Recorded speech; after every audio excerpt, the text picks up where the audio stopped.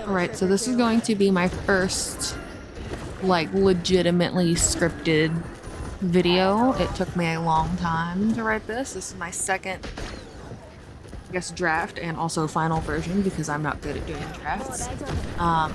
But yeah, so here we go on this. Basically, this video is titled, as you can see, the Kiriko problem. And as time goes on, I've noticed a few things about this player base. There's many things that obviously happen in every fandom and player base across entertainment, but the main focus for today is going to be Kiriko and somewhat heroes like her. The topic will focus around the speed and suddenness of people switching their opinions on heroes. This has happened with many of them, though I've mostly seen it with supports.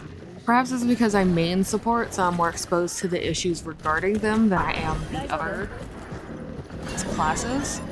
Mercy was really the first hero I saw a large amount of this, and that's not surprising. It was, you know, when she first dropped, she had like mass res, and people hated that.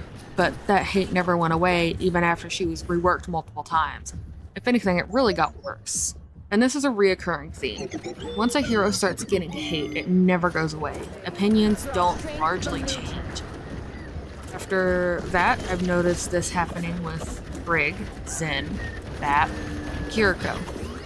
Hilari is also on the receiving end, though not as much, and I've seen a lot with Anna as well. I have already done my not so good and really poorly scripted video on Mercy. I may do it in the future, but I'm not sure, maybe after any type of change if they ever decide to do one of those. But to give an idea of where I'm getting my thoughts and feelings for this video, if you don't know me, my Kiriko is in level 50. She's my second most played hero after Mercy, surpassing Diva and Sombra. I played her when she first dropped, and then I went back to Mercy for a while and picked her back up around season 6. I adore her almost as much as I do Mercy. Her visuals, gameplay, and audio are all outstanding. She feels amazing to play even with her frequent bugs. I've watched and talked to a lot of Kiris of all ranks and experiences, all of whom have had their own opinions on her. As time goes on, it seems they've all noticed a steady incline in her. She went from one of the most well-loved and seen as extremely skillful when she first dropped to being one of the most disliked and even called skillless. People called her one of the best designed heroes, then switched to calling her one of the worst. And this is only exasperated by the attention Blizz obviously seems to give her. Not only do they complain about her gameplay, but also her cosmetics. But I'm really not here to talk about that. The complaints I see most are about her Suzu and her teleport. Depending on the rank, one could be more complained about than the other. There used to be mostly complaints about her ability to 2-tap, but since Season 9 changes, they've shut up mostly about that. I see rants all the time on her Suzu. They complain it's too much. It heals, cleanses, and makes you intangible. Sadly, they don't take into account the very short window that it is active, the cast time, and the effect of latency and ping. They continue to complain and argue that the ability shouldn't counter an ult without realizing that so many abilities do just that. In tanks, you have Diva Matrix, Sig Shield, Sig E, and Sig Rock, all of which stop ultimates or eat them in some way. Ryan's shield blocks ultimates, and his pin can stop Doom's punch if charge also stops him. Mauga's rush if he managed to stomp on you, and Zarya's bubbles.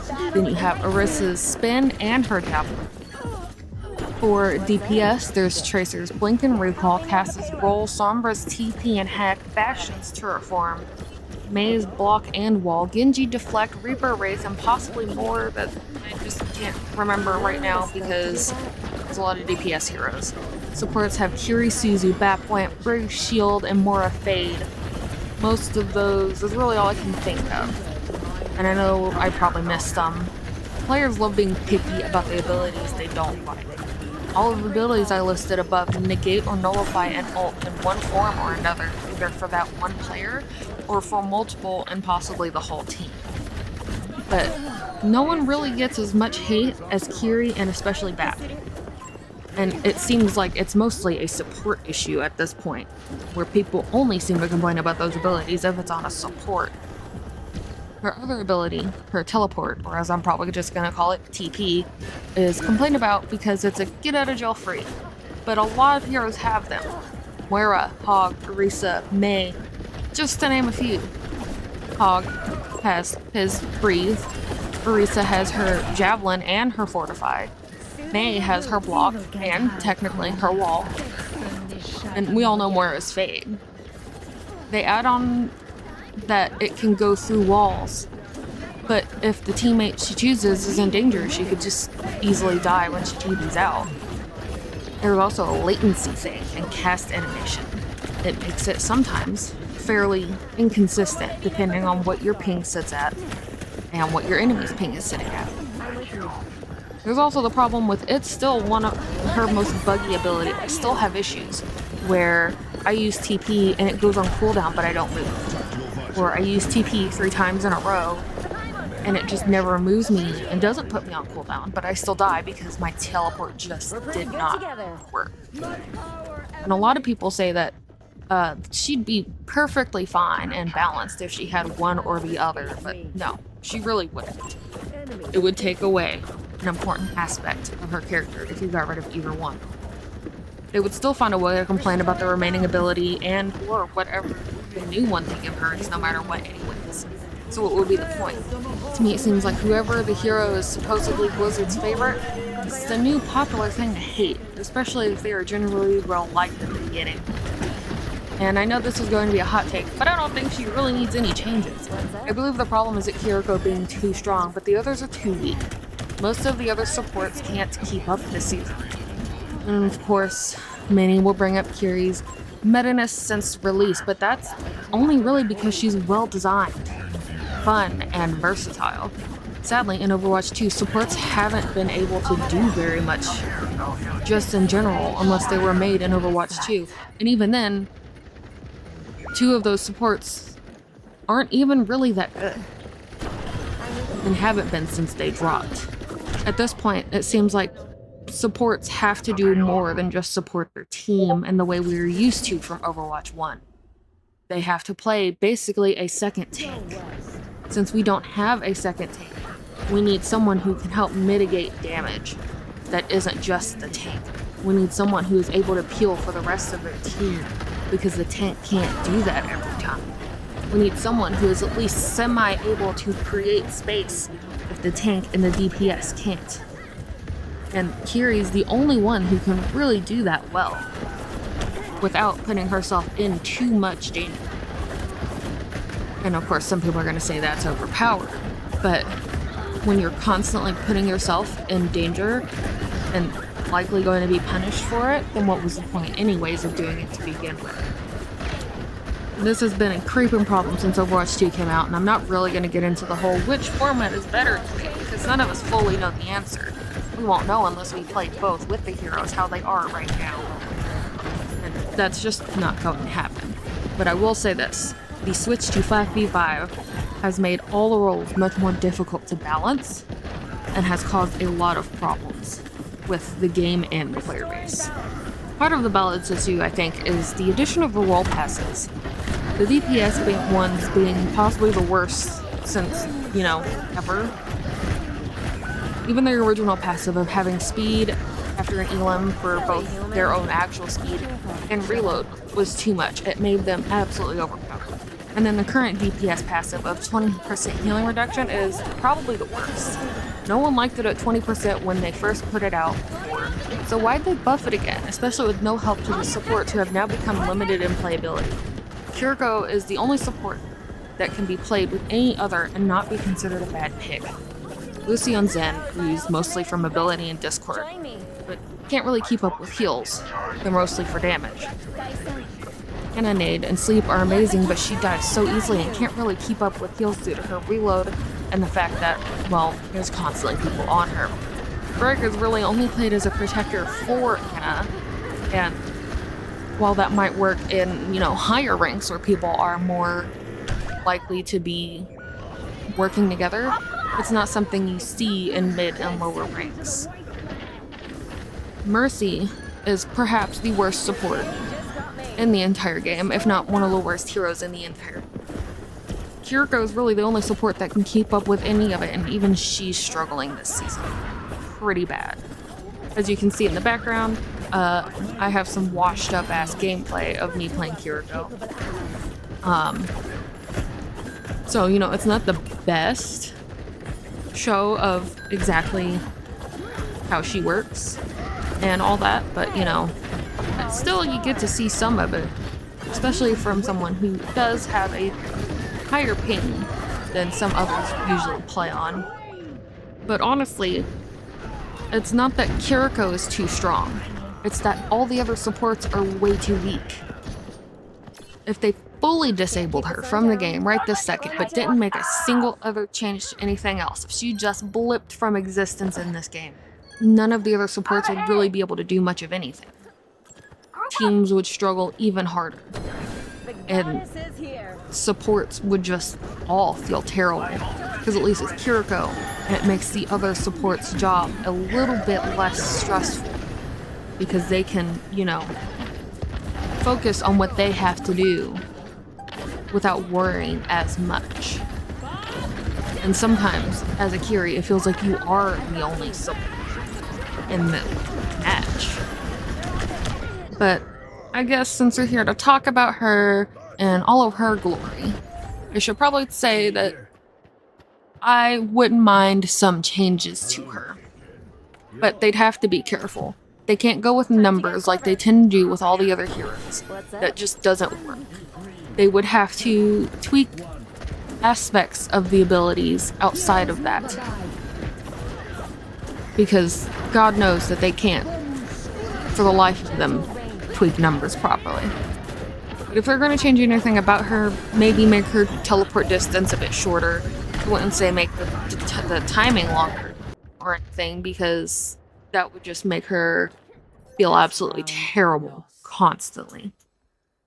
And at the most, maybe take away the intangibility from the Suzu, but of course keep the immortality, because otherwise it would be useless. I know a lot of people probably wouldn't like to hear that, but I think that's just how it should be. Yes, the person would still be able to get hit, pinned, or whatever, but they wouldn't take, you know, the damage from an ult or whatever ability it is during the duration. But they definitely could not do both. Doing both would feel horrible and probably be a little bit too much, because we all know that Blizzard likes to do way too much all at once. They need to do one small change, leave a few weeks for it to, you know, simmer, see what people really think of it, and then make adjustments based off of that. They need to stop with these, oh, let's change this ability, that ability, and this ability, and see where that goes. And that's always either way too strong or way too weak, because it's just too much all at once.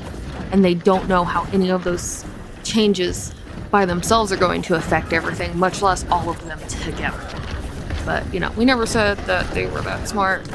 That seems to have been an issue for a while, and it only seems to be getting worse. She's already struggling, Kiriko is, this season, just like all the other supports. It's just not as bad.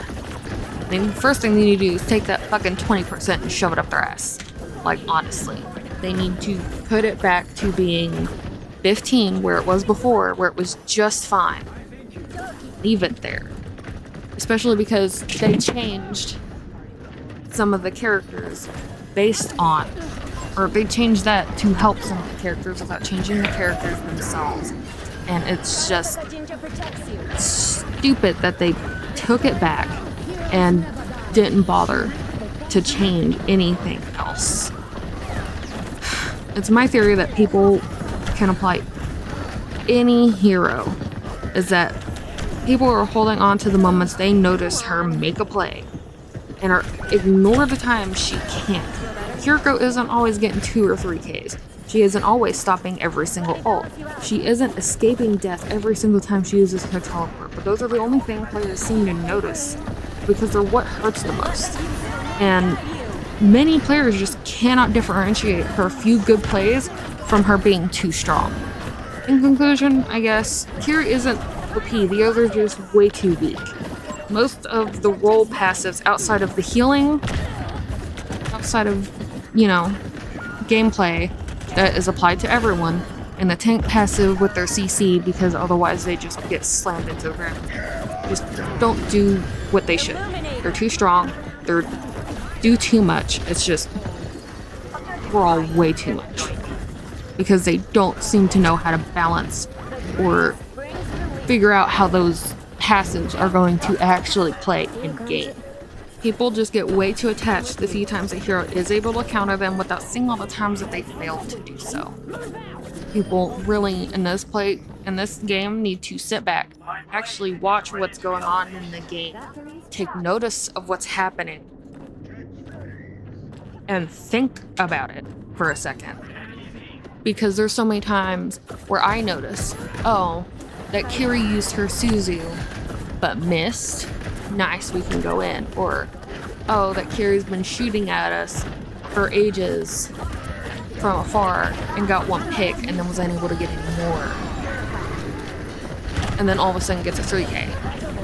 But she wasn't doing that before. You know, it's only when people feel like they were unfairly outplayed that they complain. With a hero that is as inconsistent with her playmaking ability as Kiriko, in most ranks at least, people need to just sit back and calm the hell down. Because it's just stupid in my opinion. But either way, I went a little bit off script here or there. As you can see, I learned finally how to edit my videos where I can cut out where, you know, the wait time after death and the walk back and whatever. Finally. Took forever. But I figured it out. So let me know what you think. Let me know your opinions. You can tell since the word Kiriko in the title is in quotations, this isn't just about her. This is about basically the player base as a whole and the game as a whole. There's too much that is always complained about, and it's complained about for the same reason, but if you always take a deeper look at it, it's just not even correctly complained about. But if you like the video, then let me know. Subscribe, I guess, if you want to see more. I may do another one of these. I may redo my Mercy one. And if you just want to see mainly support gameplay, cool. Subscribe for that as well, because that's my main. But I hope you enjoyed, and let me know your thoughts and stuff below. Of course, if you come here and you want to be a shitty person and, you know, not have any constructive thing to say, or just want to be rude for no reason, then your comment will be deleted and you will be blocked from the channel. Because I'm not here to deal with people doing that. That's just pathetic and sad. If you don't like it, you don't have to comment. You don't have to take all that time. Because guess what? I don't care if you don't like it, if you're just going to be rude. And now if you don't like it and you put a comment that's, you know, well thought out, then sure, that's fine. Other than that, no.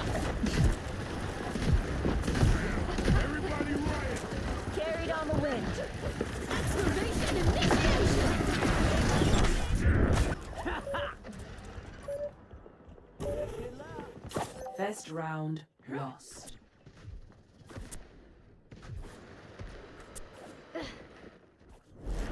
Score 0-1. What? Like mending a shadow.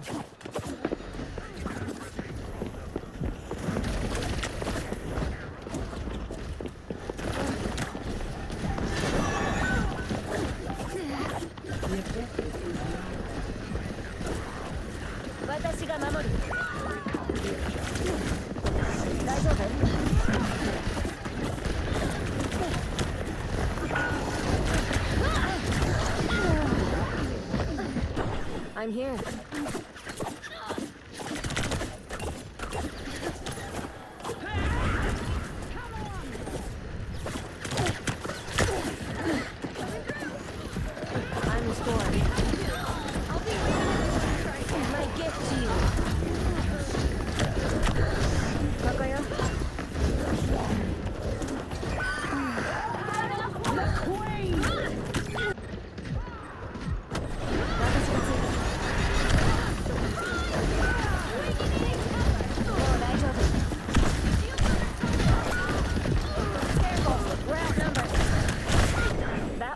Interesting.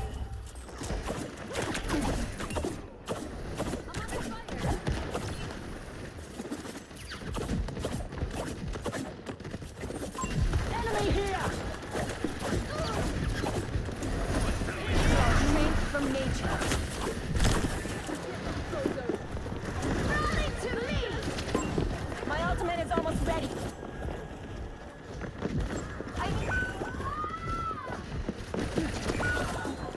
We're Crikey. outnumbered!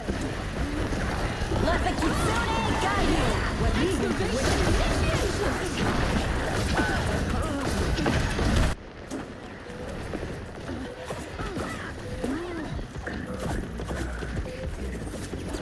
Like mending a shadow. Plotting out the dig site!